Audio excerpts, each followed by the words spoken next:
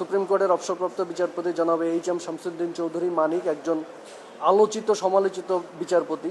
অন্তর্গতভাবে উনি এমন অনেক কাজ করেছেন যেগুলো বাংলাদেশের আইন এবং জনগণের স্বার্থের পরিপন্থী। একটা নোটিশ অফ ডিমান্ড জাস্টিস আজকে আমরা রেজিস্ট্রি ডাকযোগে পাঠিয়েছি দুদকের চেয়ারম্যান, দুদকের কমিশনার তদন্ত, কমিশনার অনুসন্ধান এবং সচিব বরাবরে।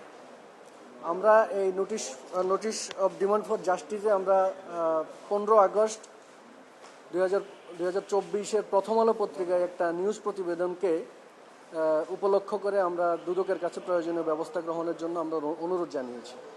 এবং এই প্রতিবেদনের শিরোনামটা হচ্ছে সরকারি বাড়ির ভাড়া পরিশোধ করছেন না শামসুদ্দিন চৌধুরী মানিক। আপনারা জানেন যে সুপ্রিম কোর্টের অবসরপ্রাপ্ত বিচারপতি জনাব এইচ.এম. শামসুদ্দিন চৌধুরী মানিক একজন আলোচিত সমালোচিত বিচারপতি। তিনি জনগণকে টিভি টক শো এবং বিভিন্ন মাধ্যমে উনি জনগণকে বিভিন্ন ধরনের সবক দেন। এর পিছনে অন্তর্গতভাবে উনি এমন অনেক কাজ করেছেন যেগুলো বাংলাদেশের আইন এবং জনগণের স্বার্থের পরিপন্থী। উনি অনেককে রাজাকার হিসাবে ঘোষণা দেন, কিন্তু আপনারা জানেন উনি নিজেই এই দেশের নাগরিক না, উনি ব্রিটিশ সিটিজেন, ব্রিটিশ নাগরিকত্ব, ব্রিটিশ পাসপোর্টধারী। সে বিষয়ে আমরা পরে ওনার বিরুদ্ধে ব্যবস্থা গ্রহণ করব বলে আশা রাখি। এই প্রতিবেদনে বলা হয়েছে উনি গুলশানের 35 নম্বর রোডে একটি সরকারি বাসা বরাদ্দ নিয়েছেন 2012 সালে এবং উনি অবসরে গিয়েছেন 2015 সালে। 2016 সালের এপ্রিলে উনি বাসাটা ছেড়ে দেওয়ার কথা, কিন্তু উনি ছাড়েননি। নোটিশ দেওয়ার পরও উনি ছাড়েননি, উনি ছেড়েছেন 2016 সালে। উনি যে অতিরিক্ত সময় এখানে বসবাস করেছেন এই জন্য সরকারি এই বাসার ভাড়া এবং পরিষেবা বিল বাবদ 14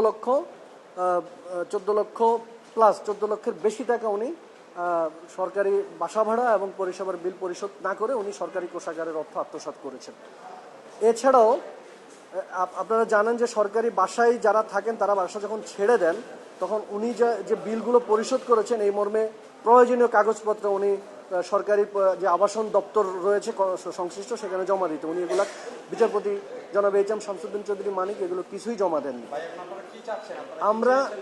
আমরা এই রিপোর্টকে কেন্দ্র করে আমরা দুদকের কাছে আমরা notice of demand for justice প্রেরণ করেছি। আমরা দুদকের কাছে অনুরোধ করেছি এই যে সুনির্দিষ্ট দুর্নীতির অভিযোগ, এই অভিযোগের প্রেক্ষিতে অবিলম্বে ওনারা 7 দিনের মধ্যে, নোটিশ পাওয়ার 7 দিনের মধ্যে ওনারা যাতে অনুসন্ধান কার্যক্রম শুরু করে এবং প্রয়োজনীয় ব্যবস্থা গ্রহণ করে। যদি এর মধ্যে প্রয়োজনীয় ব্যবস্থা গ্রহণ না করা হয় তাহলে আমরা আইনগত ব্যবস্থা গ্রহণ করব, যার মধ্যে অবশ্যই আমরা মাননীয় সুপ্রিম কোর্টের হাইকোর্ট বিভাগে আমরা রিট পিটিশন দায়ের করব এবং সেটা উপযুক্ত বেঞ্চে আমরা শুনানি করব। আইনগতভাবে কোনো বাধা নেই। আপনারা জানেন এর আগে সুপ্রিম কোর্টের অ্যাপিলেট ডিভিশন অবসরপ্রাপ্ত একজন বিচারপতির বিরুদ্ধে দুদকের তদন্ত হয়েছে এবং রিপোর্ট হয়েছে, এটা আপনারা জানেন। এরকম হতে পারে এবং হয়েছে। এবং সাবেক প্রধান বিচারপতি যাকে জোর করে বাংলাদেশ থেকে তাড়িয়ে দেওয়া হয়েছে ওনার বিরুদ্ধে দুদক ব্যবস্থা গ্রহণ করে এবং তার সাজাও হয়েছে।